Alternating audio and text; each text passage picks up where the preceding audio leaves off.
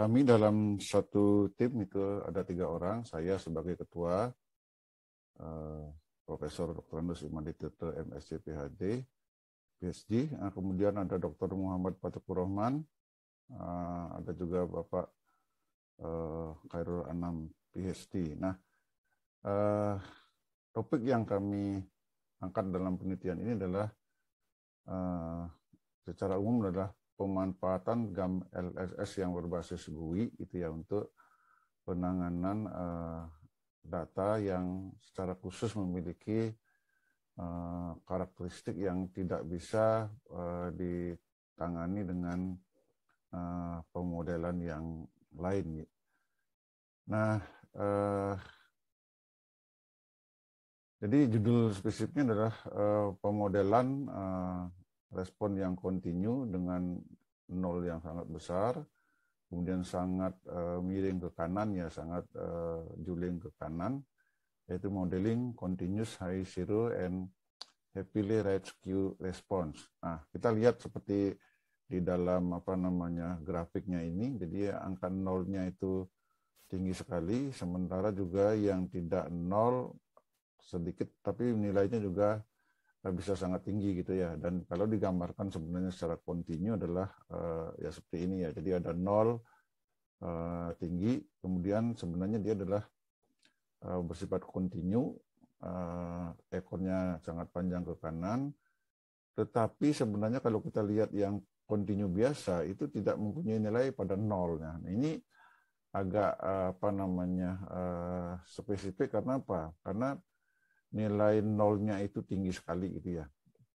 Nah, kita lihat di dalam karakteristik datanya, misalnya kalau kita lihat ringkasannya, memang masih mempunyai nilai di minimum 0 itu ya, dan itu sangat tinggi sekali ya, jadi banyak sekali. Nah, kemudian kalau dilihat nilai mediannya itu bahkan ada yang masih tetap 0 itu ya. Artinya apa? 50% dari nilai ini adalah 0 itu ya. Atau misalnya hanya 0,3 ini dalam dua variabel ini ya. Nah, sementara nilai maksimumnya ada yang jauh sekali sampai 73, atau ada yang sampai 35. Jadi dibandingkan dengan 50% itu masih memiliki nilai 0, tapi ada juga beberapa nilai yang ya relatif tinggi jadinya gitu ya, sampai 33. Nah, ini yang secara statistik ini tidak bisa ditangani dengan cara pemodelan yang. Nah, kita lihat lebih spesifik ya dari respon yang akan menjadi sorotan gitu ya, akan menjadi ilustrasi. Dia sifatnya continuous, kemudian nolnya sangat tinggi, sangat miring ke kanan. Nah, ini tidak bisa dimodelkan dengan distribusi yang umum kita kenal ya, seperti gamma misalnya eksponensial, bahkan Weibull juga ya, generalis gamma, kalau dia berdiri sendiri. Nah, dari jenis karakteristik daripada data ini ya, maka beberapa distribusi yang mungkin menjadi kandidat atau menjadi pilihan itu adalah ya memang ada dua macam gitu ya. Ada yang sudah dibakukan gitu ya, menjadi sebuah distribusi dengan banyak parameter gitu ya, yang kita sebut sebagai type 1 gitu ya, tipe 1, yaitu diantaranya yang relevan untuk model ini adalah yang disebut dengan SAGA ya, yaitu Zero Adjusted Gamma. Jadi distribusi gamma yang ya memiliki nilai pada nolnya, bahkan mungkin bisa sangat tinggi gitu ya. Atau SAIG misalnya, Zero Adjusted Inverse Gaussian. Jadi ini dua distribusi dasar yang sudah tersedia di di R gitu ya. Hanya saja karena ini relatif kompleks itu ya, jadi belum tuntas 100% visualisasinya gitu ya. Nah, kemudian ada juga tipe kedua ya. Tipe kedua adalah dengan menggabungkan ya distribusi binomial ya dengan distribusi yang termasuk positif real gitu ya.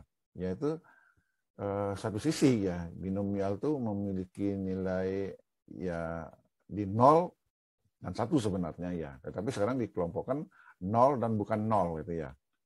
Di mana yang 0-nya itu mengikuti salah satu nilai daripada binomial, sedangkan yang satu lagi, nah ini dimodelkan lagi dengan positif real.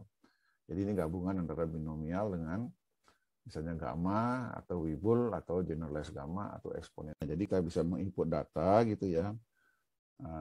Datanya misalnya apa gitu ya, ya tinggal import, apakah menggunakan Excel ataukah yang teks gitu misalnya ya. Lalu kita lakukan eksplorasi, termasuk eksplorasi distribusi tadi gitu ya. Jadi ini adalah data aslinya, sedangkan secara teoritis gitu ya, kira-kira distribusi apa dengan parameter seperti apa yang paling dekat gitu ya. Walaupun nantinya kita akan periksa secara analisis gitu ya, secara numerik dengan melihat luaran bagian ya, katakanlah untuk ilustrasi ya yang terkait dengan BKD saja misalnya ya, BKD ada 4 yang misalnya kita pilih sebagai variabel.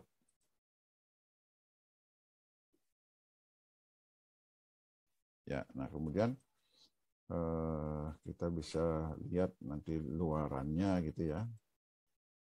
Ya, jadi ya ini dia kan apa namanya akan keluar di situ setelah kita pilih ininya ya. Nah ini memang agak makan waktu agak lumayan dikit ya. Nah kemudian dari pilihan yang ada ini ya, ini karena kita memilihnya sedikit tadi, tentu kalau stepwise tidak akan banyak berubah gitu ya. Tapi kalau kita pilih full model tadi, lalu kita minta stepwise, ada 2 tipe gitu ya, ada tipe A, tipe B, nanti itu akan menyarankan model yang lebih baik. Walaupun seperti tadi saya katakan, nah setelah komputer menyarankan model yang menurut dia terbaik, ternyata setelah kita modifikasi secara manual lagi, itu masih bisa menghasilkan model yang lebih baik lagi gitu ya.